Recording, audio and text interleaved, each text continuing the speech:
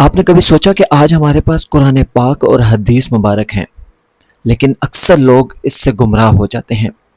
بہت سارے لوگ بولتے ہیں کہ قرآن پاک ہے نا، پڑھو، گمراہ نہیں ہوگے، لیکن بہت سارے لوگ اس وجہ سے گمراہ ہیں۔ اللہ پاک نے قرآن پاک میں فرمایا کہ یہ قرآن پاک بہت سوں کو ہدایت دے گا اور بہت سوں کو گمراہ کر دیتا ہے، اور اس سے صرف فاسق ہی گمراہ ہوتے ہیں۔